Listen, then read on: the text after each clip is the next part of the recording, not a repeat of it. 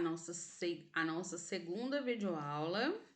Nós vamos começar a conhecer um pouquinho do período republicano do nosso Brasil, né? Já passamos aí pelo período colonial, já encerramos o período imperial, que era quando o nosso Brasil era governado por um imperador, e agora a gente vai conhecer um pouquinho do período republicano. Quando é que esse período ocorreu no Brasil? Vamos relembrar um pouquinho desse fato histórico? Bem, a população rica, né, os grandes cafeicultores, os militares, os comerciantes ricos não estavam muito satisfeitos aí com o último imperador que o Brasil teve, que foi Dom Pedro II. E eles ficaram ainda mais insatisfeitos quando a sua filha mais velha, a princesa Isabel, resolveu assinar a Lei Áurea libertando os escravos no Brasil, né? Eles tiveram um prejuízo muito grande. Então, isso aí fez com que toda essa população rica começasse a organizar, começasse a planejar a derrubada da família real do poder. E foi exatamente isso o que aconteceu no dia 15 de novembro de 1889, um ano depois da libertação dos escravos no nosso país. Instaurou-se o sistema de governo republicano, ou seja, a partir daquela data, o Brasil era governado por um presidente. A família real, então, volta para Portugal, certo? E os militares, a parte rica da população, então, começa a assumir esse poder aqui no nosso Brasil. Ontem foi dia das eleições, né? 15 de novembro. Coincidentemente, bem no dia da implantação do sistema de governo republicano aqui no nosso Brasil, né? Eu fui lá exercer o meu direito de cidadã, né? Cumpri com o meu dever, né? Como cidadã, eu fui lá, votei. Desde os 16 anos eu sempre voto, porque eu acredito que é através do voto que a gente pode sim mudar a situação do Brasil, né? Não adianta só a gente ficar aí reclamando nas redes sociais, né? Reclamando nos grupos do WhatsApp da família. Não, a gente tem que exercer, e a ferramenta que tem uma força muito grande nesse poder de mudança é o nosso voto, que começou a valer lá no dia 15 de novembro de 1879. Só que era todo mundo que votava, gente, como nos dias de hoje, de jeito nenhum. Escravo preso ou liberto não votava, mulheres não votavam, analfabetos não votavam e pobres não votavam. Quem é que votava? Só a galera rica. Foi preciso muitas mudanças, muitas lutas, né, muita conscientização para que a gente chegasse no que a gente tem hoje, onde mulheres podem votar, adolescentes, né, que a partir dos 16 anos podem votar também, e os idosos também podem votar, independente de ser rico ou ser pobre, tá bom? Hoje, graças a Deus, nós temos esse direito. Bom, voltamos aqui para o nosso livro. Vocês vão abrir o seu livro lá na página 242, tá? Esse período republicano é dividido em dois outros períodos. República Velha, que também pode ser chamado de Primeira República, e República Nova, que também pode ser chamado de Segunda República. Lembra lá no período do Império, primeiro reinado, segundo reinado? Pois é, o período republicano também tem essas subdivisões para poder facilitar o nosso estudo, tá bom? Quem foi que dividiu isso? Os historiadores. Vamos lá, vamos pegar aqui o marca-texto e vamos lá. Os primeiros anos do governo de Deodoro da Fonseca foram muito difíceis. Marechal Deodoro da Fonseca foi o primeiro presidente que o Brasil teve. O governo dele foi fácil de jeito nenhum, foi muito complicado. Por quê? Uma grave crise econômica se iniciou, fazendo com que surgisse a inflação. Gente, o que é a inflação? É mais ou menos o que a gente está vivendo hoje, né? Um dia você compra um produto, ele está num determinado valor, no dia seguinte ou horas depois, esse produto já está com valor lá nas alturas. Isso se chama inflação. É essa confusão dos preços das mercadorias que a gente acaba adquirindo. E isso ocorreu inicialmente lá atrás, no governo do Marechal Deodoro da Fonseca, que foi o primeiro presidente do Brasil. E com ela, o aumento do custo de vida. O que é esse aumento do custo de vida? As pessoas tiveram que pagar mais para ter condições mínimas de sobrevivência. O fechamento de diversas empresas e a desvalorização da moeda. Naquela época a gente tinha um real? Não, ainda não era o real, era uma outra moeda. Foi também um período de mudanças que sofreu resistência, principalmente por parte daqueles que exerciam o poder e não queriam perder os seus privilégios. Esses percalços terminaram por tirar os militares do poder. Então, todo esse descontentamento, né, da população por causa dessa crise econômica que gerou, a alta dos preços, o alto custo de vida, que ficou muito difícil, o fechamento de diversas empresas, fez com que os militares acabassem perdendo todo o seu poder. Por quê? Porque eles queriam manter os seus privilégios, né? Eles eram ricos, então eles queriam continuar ricos. Só que não dava, gente, para continuar naquela situação. E aí, com isso, os militares, que eram os grandes, poderosos, né, acabaram tendo que perder um pouquinho aí do seu poder. A nova Carta Magna, o que é Carta Magna? É como era chamada a nossa Constituição. Aquele livrinho lá que tem escrito todos os nossos direitos, a Constituição, então, ela também pode ser chamada de Carta Magna, tá? A nova Carta Magna de 1891, que foi criada antes da República, né? O que ela dizia? Ela estabelecia que a escolha de deputados, senadores e presidente da República seria direta. Em 1894, o paulista Prudente de Moraes tornou-se o primeiro presidente escolhido por meio do voto e o terceiro da República do Brasil. O que caracterizava o seu governo era a oligarquia. Então, olha só, a gente tem aqui o primeiro presidente do Brasil que foi escolhido por voto, chamado Prudente de Moraes. E uma das características do seu governo era essa palavrinha aqui, ó, oligarquia. Mas o que era essa tal de oligarquia? Significava que o poder político brasileiro era exercido por um pequeno grupo de pessoas que pertenciam ao mesmo partido político, Câmara Social ou família. A famosa panelinha. É, gente. O primeiro presidente do Brasil eleito por voto, né? Porque o Marechal Deodoro da Fonseca, ele não foi eleito pelo voto, ele foi escolhido pelos militares, né? E aí depois dele vem o Prudente de Moraes, que foi o primeiro presidente do Brasil escolhido por voto, né? E foi o segundo presidente a assumir o poder no nosso país. E o governo dele era assim, ó, tinha um grupo de pessoas que era ali do mesmo partido, ou era da mesma camada social, né, ricos, ou era da sua família. Então, aquele grupo, ele convidava para poder ajudá-lo na administração do nosso Brasil. Era assim que as coisas funcionavam, gente, era uma bagunça danada. Depois que o Brasil passou a ser governado pelos civis, foi implantado a política dos governadores.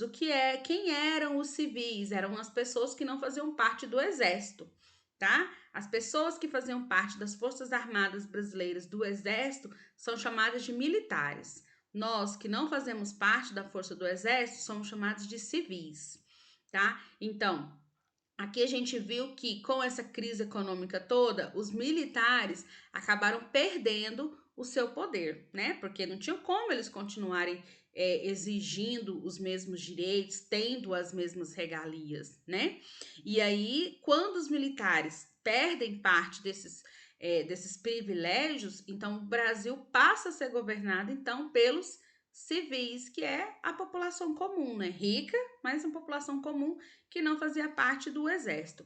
E quando isso aconteceu, foi implementado na política brasileira um sistema chamado política dos governadores. Mas o que era essa política dos governadores?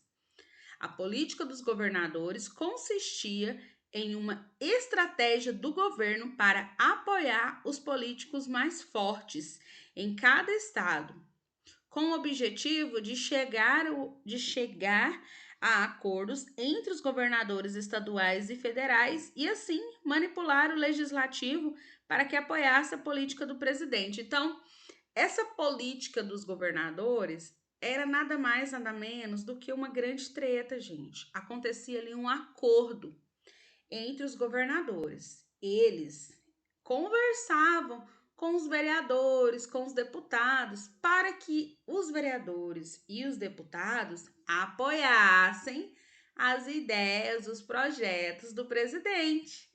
Tá? Então, essa política dos governadores nada mais era do que uma grande roubalheira, né? Política do café com leite. Já ouviu falar nisso? Não, né? Provavelmente os seus pais já. Durante esse período, a economia agrária deu um salto.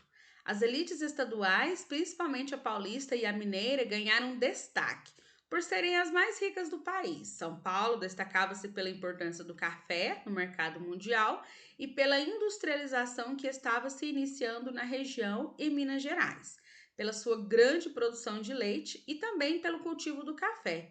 Juntos, esses dois estados dominaram a política do Brasil, elegendo os presidentes e os vices que pertenciam às elites de ambos. Esse acordo ficou conhecido como política do café com leite. Então, aqui a gente tem o governador de São Paulo, que mantinha a liderança na produção e na venda do café. Lembra lá atrás que a gente estudou o ciclo do café? Então, o estado de São Paulo era o que mais produzia e era o que mais lucrava com a venda, com a produção do café.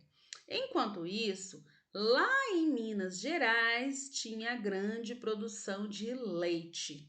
Então a gente tem aqui o governador de Minas e o governador do Rio de Janeiro. Eles tinham um acordo.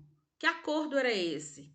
Como eles eram representantes, né, dos estados mais ricos do Brasil, São Paulo, porque produzia café, e Minas, porque produzia leite, então eles tinham o poder de eleger presidente e vice que fosse do lado deles, entendeu? Que apoiasse a economia deles, que trouxesse privilégios para eles. E aí eles tinham esse acordo de eleger só quem eles quisessem.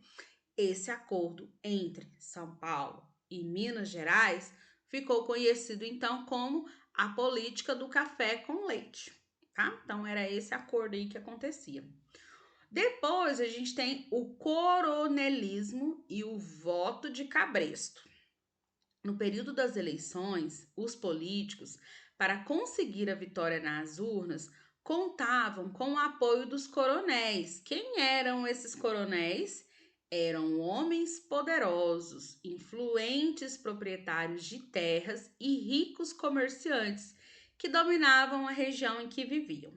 Nessa época, o poder de um coronel era medido pelo número de eleitores que ele controlava, ou seja, quanto maior o número de candidatos que um coronel elegesse, maior o seu prestígio entre os políticos. Olha só, gente, o período do coronelismo foi um período muito complicado da nossa história. Aqui na cidade, aqui no estado de Goiás, houve muito, né, esse período chamado de coronelismo, que foi o período em que os coronéis, que eram os ricos fazendeiros e ricos comerciantes, obrigavam as pessoas comuns a votarem em quem eles quisessem.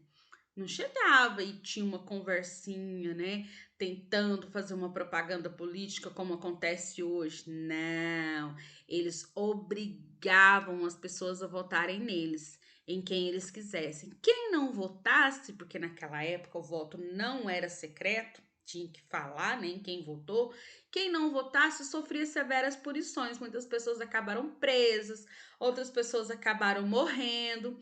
E aí, quanto mais votos um coronel conseguisse na região em que ele morava, né, mais respeitado ele era no meio dos políticos, ou seja, ele obrigava as pessoas a votarem em quem ele quisesse. Triste, né, gente? A figura do coronel surgia principalmente no interior dos estados, onde o estado ainda não conseguia suprir as necessidades básicas da população. Portanto, os coronéis distribuíam favores, como remédios, empréstimos, transportes, e, às vezes, chegavam a usar de violência para conseguir a vitória dos seus candidatos. Essa prática ficou conhecida como coronelismo ou voto de cabresto e prosseguiu até a Constituição de 1934, pois favorecia a ação dos coronéis, porque o voto não era secreto, sendo possível saber em quem os eleitores votavam. Então imagina uma cidadezinha lá no interior que as pessoas têm dificuldade de transporte, né? Têm dificuldade para conseguir remédio, para conseguir dinheiro. Então, o coronel da região, né, o rico fazendeiro, ele ele tá, esses favores para a população. E em troca, ele falava: "Olha, eu vou te dar o remédio, mas você vai ter que votar no candidato que eu quero". Se a pessoa não votasse, ela ficava sem o remédio, gente, e morria, né? Para impor a sua vontade, os coronéis contavam com os serviços dos jagunços e pistoleiros que ameaçassem as pessoas humildes que ousavam desobedecer às suas ordens, além de tratar em disputas com rivais igualmente poderosos e influentes. Então, não era o coronel que ia lá e prendia ou às vezes matava o eleitor que talvez não votasse em quem ele quisesse. Ele tinha os capangas, né, os responsáveis para poder realizar esse tipo de punição para aquela pessoa que não obedecesse o coronel. Nos primeiros anos da presidência da República, vou pegar aqui o meu marca-texto. Nos primeiros anos da presidência da República, o Brasil ainda era um país agrário. O que é um país agrário? A maior parte da população vivia da agricultura em povoados ou em cidades no interior do país. Olha só, aqui a gente tem os produtos que eram cultivados naquela época, né? Café, borracha, couro e peles, cacau, algodão, mate, que é a erva mate, né? Tabaco. Aí, aqui a gente tem outros produtos agrícolas, né? E o total desses produtos que eram produzidos. Isso em 1906 e em 1907. Então, a economia do Brasil, a maior parte da população não vivia nos centros urbanos como hoje, viviam no campo e dependiam basicamente da agricultura para sua sobrevivência. E aqui a gente tem os produtos que eram cultivados naquela época. A borracha foi muito procurada em virtude do aumento mundial da produção de bicicletas e a indústria automobilística. Mas essa procura não durou muito, porque colônias inglesas na Ásia passaram a produzi-la em boa qualidade e vendê-la mais barato. Os produtores de café de São Paulo, do Vale do Paraíba, sem conseguir manter a produção, porque perderam muito dinheiro por causa da abolição dos escravos e não receberam indenização, passaram a investir dinheiro na indústria. Assim, a indústria também se desenvolveu nessa época. Então, quando a princesa Isabel resolveu libertar os escravos, a economia do Brasil teve uma queda muito grande, porque a mão de obra brasileira, ela era toda de pessoas escravizadas que trabalhavam lá nas grandes fazendas. Quando ela libertou os escravos, esses fazendeiros tiveram um prejuízo muito grande, porque eles não receberam nenhuma indenização do governo, porque eles achavam que eles tinham esse direito, né? Pois bem. E aí eles passaram então a investir o seu dinheiro na indústria. Foi aí então que a indústria do nosso país começou a se desenvolver. Nesse período da República Velha, né, que foi o primeiro momento que o Brasil foi governado por um presidente, houve, claro, né, algumas revoltas, porque nem todo mundo fica satisfeito, né, gente? E aí acaba ocorrendo essas revoltas. Além de conflitos entre partidos políticos com interesses econômicos diferentes, houve inúmeros conflitos sociais, tanto no campo como na cidade, contra o governo oligárquico. Esse governo oligárquico era aquele que a gente viu lá atrás, né? Que o presidente escolhia um determinado grupo da família dele, ou da mesma camada social que ele, ou do mesmo partido, para poder governar o Brasil, né? Isso foi o governo oligárquico. As revoltas que marcaram a Primeira República foram, temos aqui o nome das principais revoltas, das principais guerras que ocorreram nesse período, né, no primeiro momento em que o Brasil passou a ser um país republicano. Nós temos a Guerra de Canudos, a Revolução Federalista, a Guerra do Contestado e o Cangaço. Isso tudo aconteceu no campo, a zona rural. E na cidade, teve alguma revolta? Teve a chamada Revolta da Vacina, Revolta da Chibata e o Tenentismo. A gente vai estudar no próximo capítulo cada uma dessas revoltas, tá? Olha só as revoltas que eu acabei de falar.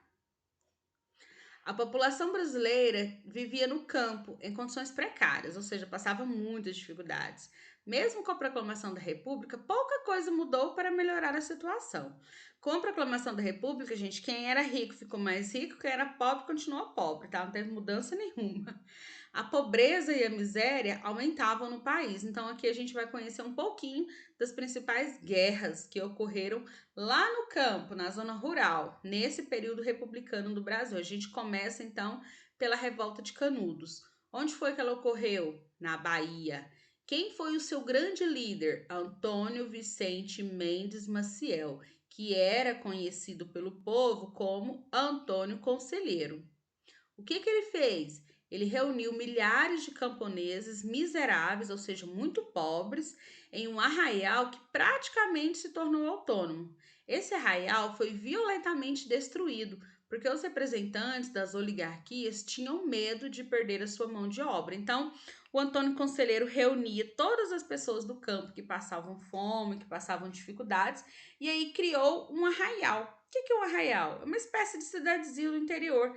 E aí as pessoas iam para lá e eles acabavam produzindo, né? Acabavam crescendo. Só que o governo estava feliz com isso de jeito nenhum, gente. Invadiu esse arraial da Revolta de Canudos e acabou matando todo mundo que estava lá, inclusive o seu líder, que era o Antônio Conselheiro. Depois a gente vem aqui, ó, para a Revolução Federalista. Quem era o seu líder? Gaspar da Silveira Martins. Onde essa revolta ocorreu? No Rio Grande do Sul, entre os principais partidos políticos. Depois de eleições marcadas por fraudes e uma sucessão de assassinatos políticos, Júlio de Castro assumiu o governo do Rio Grande do Sul. Como consequência, os federalistas, que eram contra o governador, desejavam a separação do estado do restante do país, e os legalistas, que apoiavam Júlio de Castilho, receberam a ajuda do Exército de São Paulo e o presidente da República, que no final foram vitoriosos. Os federalistas eram chamados de maragotos e identificados pelo uso de lenços vermelhos, e os líderes, por Júlio de Castilho, eram chamados de pica-paus ou chimangos e eram identificados pelo uso de lenços brancos. Então a gente tem dois grupos, né? Nós temos aqui o grupo dos federalistas e temos aqui o grupo chamado de pica-paus, porque usavam lenço branco na cabeça, né? Houve uma grande revolta entre esses dois grupos, no qual o grupo dos federalistas, que tinham o apoio do presidente, acabou ganhando essa guerra interna. Depois a gente tem aqui a Guerra do Contestado, cujo nome mais conhecido de quem era o seu líder, José Maria do Santo Agostinho. Onde foi que aconteceu? No Paraná e Santa Catarina, né? Na fronteira ali onde divide.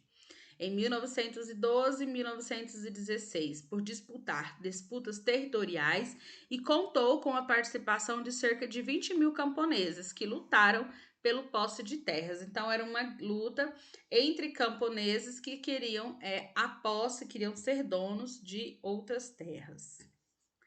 Temos aqui o cangaço, que foi um movimento muito conhecido lá na região nordeste do nosso país, né? O cangaço surgiu no sertão nordestino. Quem foi o seu líder? Virgulino Ferreira da Silva. Como é que ele era conhecido? Lampião, que comandava homens e mulheres armados atacando as cidades que não os apoiavam. Da mesma forma, os volantes atacavam as vilas e as cidades que davam apoio ao cangaço. Suas atitudes, apesar de serem criminosas, tinham como objetivo mostrar uma forte reação social aos poderosos que os governantes, responsável pela pobreza e pelo abandono das famílias sertanejas. Então, o cangaço, ele era liderado, né, pelo Virgulino Lampião, e eles se reuniam e iam matando todo mundo que era contra esse movimento, né? Eles achavam que todo mundo tinha que ser a favor deles. Então, ele foi marcado por uma grande violência, assassinou muitos inocentes, roubaram muitas casas, muitas cidadezinhas, e ao mesmo tempo que eles faziam isso, eles queriam mostrar que eram contra o sistema de governo que o Brasil estava passando, justamente porque as pessoas pobres não tiveram retorno de mudança nenhuma. E nas cidades, quais foram os movimentos? Nas cidades não foi diferente, a população também começava a reivindicar os seus direitos. E aí acabaram surgindo algumas revoltas. A gente começa então pela revolta da vacina. Onde foi que ocorreu? Na população pobre do Rio de Janeiro. Qual foi a causa da revolta da vacina? A miséria em que vivia por ter sido expulsa do centro da cidade e pelo medo das medidas sanitárias, como a instituição da lei da vacinação contra a varíola e a febre amarela, colocadas em prática pelo sanitarista Oswaldo Cruz. A revolta aconteceu também pela forma que se deu a obrigação de vacinar e o descontentamento da população para com o presidente, que pretendia invadir à força as casas dos mais pobres. Então, nesse período, gente, o Brasil passava por diversas doenças, né? E duas delas eram a varíola e a febre amarela. Um cientista chamado Oswaldo Cruz acabou criando, desenvolvendo essa vacina. Só que o governo, naquela época, não fazia campanha de conscientização. Então a população ficou com medo da vacina. Mais ou menos o que a gente está passando hoje, né? Então a população começou a ficar com medo da vacina. E aí o governo brasileiro passou a obrigar a população a se vacinar. Mas não foi uma obrigação na base da conversa, né? O governo brasileiro começou a invadir as casas das pessoas pobres, só das pobres, tá? E obrigá-las a vacinar, porque eles achavam que isso rico não ficava doente, gente, era só o pobre que ficava doente. E aí o que aconteceu lá no Rio de Janeiro? O povo se revoltou, não queria vacinar, justamente por causa dessa obrigação violenta que o governo estava fazendo naquele momento. Então, esse período foi chamado de Revolta da Vacina. A Revolta da Chibata foi um conflito organizado por marinheiros do Rio de Janeiro que reivindicavam o fim dos castigos físicos e a melhora na alimentação. Quem liderou o movimento foi o marinheiro João Cândido. Essa revolta da Chibata ela surgiu, né? Ela ocorreu entre os marinheiros que queriam melhores, que reivindicavam, né? A melhora na sua alimentação e eram contra as agressões físicas. O que é uma chibata? É um chicote, né? Os marinheiros naquela época eles eram castigados através dessa chibata. E aí então surgiu essa revolta das chibatas. E depois, por último, a gente tem aqui o terentismo. O que foi o terentismo? Movimento político-militar que é organizado por jovens oficiais das Forças Armadas, principalmente tenentes, pretendia conquistar o poder pela luta armada e inserir mudanças na Primeira República. Na realidade, os tenentes queriam apenas a restauração das Forças Armadas, a centralização do Estado e o enfraquecimento da oligarquia paulista. Então, o tenentismo foi um movimento organizado por jovens tenentes, né, do Exército que queriam acabar com esse negócio do presidente escolher quem ia governar com ele, só quem era da família ou quem era da mesma classe social. Com todas essas revoltas, gente, é claro que ia ter consequências, né? Houve o declínio da República, ou seja, a República Velha acabou, começou então a declinar, ou seja, começou a perder o seu território, começou a ser extinta, começou a cair de verdade. A maioria dos presidentes ao longo da República Velha foi eleita por indicação da política do café com leite. Lembra da política do café com leite? Que era um acordo entre São Paulo, que produzia café, e Minas, que produzia leite. Então, esse acordo fazia com que os presidentes fossem eleitos somente quem eles quisessem, né? Quem esses governadores de São Paulo e do Rio de Janeiro quisessem. Então, era só quem fazia parte ali do grupinho. E com isso, a maioria dos presidentes que foram eleitos na República Velha foi eleita através da política café com leite. O último presidente desse período foi Washington Luiz, indicado por São Paulo. Seu sucessor seria indicado por Minas Gerais. Entretanto, Washington Luiz insistiu em indicar um candidato paulista ao governo, Júlio Prestes. Descontente com o não cumprimento do acordo, Minas Gerais juntou-se ao Rio Grande do Sul para fazer oposição e indicaram Getúlio Vargas à presidência e João Pessoa à vice-presidência. Vargas foi apoiado pelos militares que fizeram parte do movimento tenentista. Estava feita a Aliança Liberal. O que foi a Aliança Liberal? Foi um acordo feito entre o Rio Grande do Sul e Minas Gerais para poder eleger um representante paulista. Por quê? Para eleger um representante que fosse contra a pessoa que tinha sido indicada pelo governador do Rio de São Paulo. Então, o que aconteceu? A política café com leite, então, começou a perder, então, seu movimento, né? Porque São Paulo indicou um governador e Minas Gerais não aceitou. Então, o governo de Minas procurou o governo do Rio Grande do Sul e aí eles acabaram indicando o Getúlio Vargas. Isso foi a Aliança Liberal, foi esse acordo feito entre Minas Gerais e o Rio Grande do Sul para elegerem o Getúlio Vargas. Nas eleições repletas de fraudes, ou seja, cheia de roubalheira, Júlio Prestes venceu, mas a Aliança Liberal, ou seja, Minas e Rio Grande do Sul, não aceitou a sua derrota e reagiu. Então, forças rebeladas no Rio Grande do Sul planejaram invadir São Paulo e reagir ao governo. Mas antes que isso acontecesse, 2 generais do Exército e um almirante da Marinha depuseram Washington Luiz e entregaram o poder a Getúlio Vargas, que chegou à capital, Rio de Janeiro, precedido por 3.000 soldados. Vargas declararia o fim da República Velha, termo criado por ele, para dar início a uma nova fase da República. Começava a Era Vargas. Então, antes que o Rio Grande do Sul invadisse São Paulo e ocasionasse uma nova guerra, né? Porque a eleição teve uma série de roubalheiras aí. Então, eles tiraram o presidente eleito, né? Eleito através da treta, né? Tiraram do poder e colocaram Getúlio Vargas. E aí, a partir do momento que Getúlio Vargas se torna presidente do Brasil, ele fala que a República Velha, que foi todos aqueles acontecimentos que a gente acabou de estudar, tinha passado. E que a partir daquele momento o Brasil estaria entrando em um novo momento da sua história. Esse momento ele chamou de Era Vargas, ou seja, Getúlio Vargas assume o poder e aí ele cria então a Era Vargas. Vamos lá. Responda as questões abaixo. O que motivou os produtores de café a defender a República do Brasil? Porque os grandes fazendeiros de café, né, os produtores, queriam tanto defender a República no Brasil. O que foi o tenentismo? Complete a tabela diferenciando os sistemas de governo a seguir. A gente tem aqui o governo monárquico, que é a monarquia, e o governo republicano, que é a república. Quem que governa na monarquia e quem governa na república?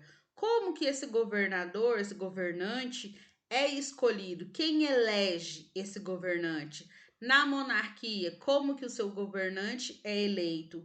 E na república? Página 249, exercício 3. Assinale com V as alternativas verdadeiras e com F as alternativas falsas. Em um sistema de governo oligárquico, o poder político se concentra nas mãos de um partido político. Na política dos governadores, o governo apoiava as figuras políticas mais fortes com o objetivo de chegar a acordos entre os governadores estaduais e federal. No período da República Velha, todos os estados se destacavam política e economicamente. São Paulo e Minas Gerais eram os estados que se destacavam pela produção do café e do leite pela industrialização. Até 1930, vários presidentes eram ligados ao setor industrial. 4. A República Velha foi um período de grandes mudanças para o Brasil. Leia o documento produzido parcialmente por republicanos e responda o que se pede. Quem criou esse documento aqui, tá? Foi um partido republicano.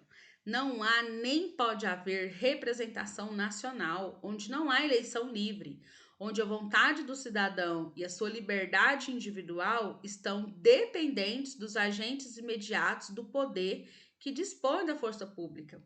Uma Câmara de Deputados demissível à vontade do soberano e um Senado vitalício à escolha do soberano não podem constituir de nenhum modo a legítima representação do país.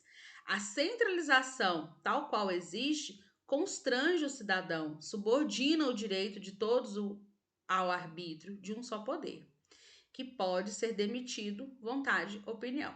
A qual sistema político o documento se refere? Esse documento aqui está falando sobre monarquia ou república? Que críticas são relatadas no texto? Esse texto traz uma crítica muito grande, né, sobre como era esse sistema de governo lá na República Velha. Que críticas são essas? Escreva aqui para mim, tá bom? Agora você vai pegar o seu caderno de história que a gente vai para nossa terceira videoaula.